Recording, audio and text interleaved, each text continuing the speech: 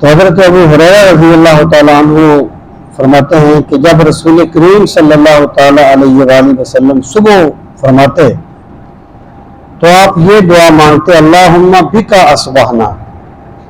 کہ پروردگار عالم ہم نے تیرے کرم سے صبح کی ہے، تیری رحمت سے صبح کی ہے، وبکا امسینا،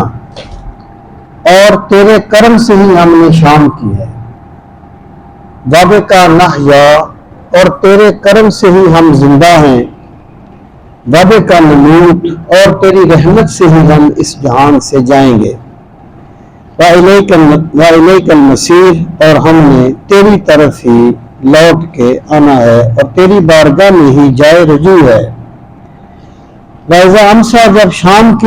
شام کا وقت ہوتا، جب آپ شام فرماتے، قالا، تو یہ دعا مانگتے اللہم بکا امسینا، پروردگار عالم ہم نے تیری رحمت سے شام کی، وبکا اصبحنا، تیری رحمت سے صبح کی، وبکا نحیا وبکا نموت، تیرے کرم سے ہم جیے، تیری رحمت سے ہم اس جہان سے جائیں گے اور تیری طرف ہی ہم نے اٹھ کر تیری بارگاہ میں ہی جانا ہے۔ اس سے مراد یہ ہے، یعنی ویسے تو بندہ یہ سمجھتا ہے نا کہ صبح شام ہوتی رہتی ہے زندگی میں،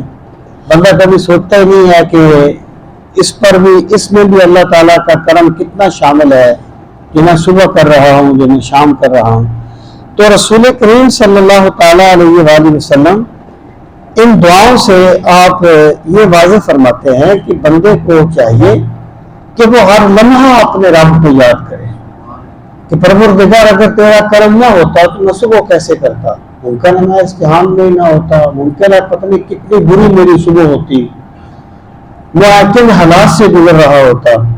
تو بندے کو چاہیے کہ وہ صبح شام یعنی جو بھی لمحہ بسر کرے تو وہ یہ یقین جانے کہ جو میں اپنے رب کے کرم سے اپنی زندگی گزار رہا ہوں، اگر مولا کا کرم میرے شامل حال نہ ہو تو میں کچھ نہیں کر سکتا۔